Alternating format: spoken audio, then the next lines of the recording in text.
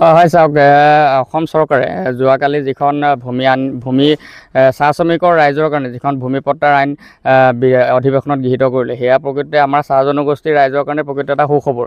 আৰু সকলোৱে জানে যে অসমত বসবাস কৰি থকা চাহ শ্ৰমিকসকল আজি 200 বছৰ পাৰ হ'ল। 200 বছৰ পাৰ হোৱাৰ পিছতো প্ৰকৃততে চাহ বাগিচা অধ্যুষিত এলেকাৰ চাহ শ্ৰমিকসকলৰ নিজাববীয়াকৈ কোনো ধৰণৰ এটুকুৰা মাটিৰ প্ৰকৃততে তেওঁলোকৰ ব্যৱস্থা নাই।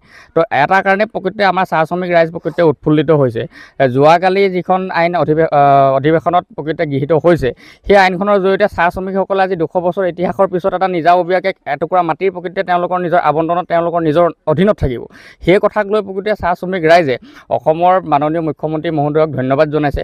লগতে আমাৰ তৰফৰ পৰা আমি মুখ্যমন্ত্ৰী মহোদয়লৈ ধন্যবাদ জনোৱাৰ লগতে অসম চৰকাৰলৈ কৃতজ্ঞতা জনাইছোঁ। এনেধৰণৰ এটা অসম চাহ জনজাতি ছাত্ৰ সন্থাৰ এটা দীঘলীয়া দাবী আছিলে যে ভূমিপট্টা প্ৰকৃততে চাহ শ্ৰমিক ৰাইজক প্ৰদান কৰিব লাগে আৰু সেই দাবী প্ৰকৃততে আমাৰ যোৱাকালি প্ৰকৃততে ফলপ্ৰসূ হৈছে। আমি নিজেও প্ৰায় সময়তে ৰাজপথৰ আন্দোলনৰ পৰা আদি কৰি বিভিন্ন ধৰণে আমি আন্দোলনৰ কাৰ্যসূচী লওঁ যে ভূমিপট্টা আমাক প্ৰদান কৰিব লাগে, চাহ শ্ৰমিক ৰাইজক প্ৰদান কৰিব লাগে। আজি 200 বছৰীয়া ইতিহাসত চাহ শ্ৰমিক ৰাইজে অসমতে বসবাস কৰি অসমৰ বায়ু পানী সেৱন কৰি অসমৰ কৃষ্টি সংস্কৃতিক প্ৰকৃততে আঁকোৱালি লৈ যিধৰণে অসমীয়া বুলি নিজকে পৰিচয় দি অসমৰ চাহ উদ্যোগটোক বিশ্ব দৰবাৰত যিধৰণে প্ৰতিষ্ঠা কৰাৰ ক্ষেত্ৰত যিখিনি কষ্ট কৰিছে, হাড় ভঙা শ্ৰম কৰিছে, তাৰ বিনিময়ত তেওঁলোকে নিজৰ ভূমিপট্টাৰ প্ৰকৃততে কালি অনুমোদন পাইছে। সেয়া প্ৰকৃততে চাহ শ্ৰমিক ৰাইজৰ কাৰণে এটা সুখৰ খবৰ। প্ৰকৃততে অসমৰ প্ৰত্যেকজন চাহ শ্ৰমিক ৰাইজৰ কাৰণে সুখৰ খবৰ, প্ৰতিটো পৰিয়ালৰ কাৰণে প্ৰকৃততে সুখৰ খবৰ। এই কাৰ্যসূচীক আমি শলাগ লৈছোঁ। অসমৰ মুখ্যমন্ত্ৰী মহোদয়লৈ পুনৰবাৰ আমি ধন্যবাদ জনাইছোঁ, কৃতজ্ঞতা জনাইছোঁ।